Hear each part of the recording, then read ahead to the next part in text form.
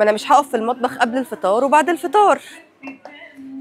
يلا نحضر خطه كل سنه. كوبايات فل عشان ما اغسلش مواعين، سكر باكس عشان ما حدش يبهدل لي الدنيا. شكلها تحفه بس انا عندي كتير قوي، كفايه شبطان.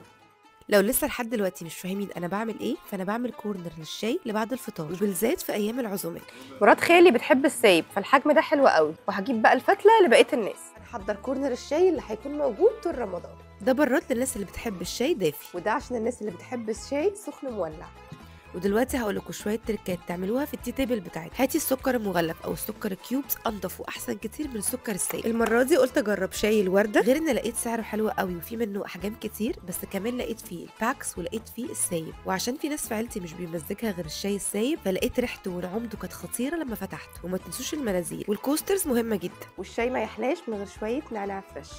انا من الناس اللي بتحب تدلع ضيوفها، فبحب احط كمان حاجه حلوه للناس اللي بتحب تاكل حاجه مسكره مع الشاي. الكورنر ده بقى لذته ان اي حد ممكن يقوم يعمل لنفسه الشاي بمزاجه بالطريقه اللي بيحبها، وحتى لو انت اللي عملتي ففي الاخر هتكوني قاعده مع الضيوف، مش هتكوني منفصله عنه. وعايزه اقول لكم ان شاي الورده كان ابروفد من العيله، توليفته مظبوطه جدا وعجبت كل الاذواق، وده اكيد من الحاجات اللي هتكمل معايا في رمضان. وعلى فكره الكورنر ده بيفضل محطوط سواء في ضيوف او ما فيش ضيوف، لان انا بعد الفطار بقول لهم باي باي. انا بقى بحب الشاي يكون خفيف بمعلقه سكر واحده، ولازم يكون فيه نعناع.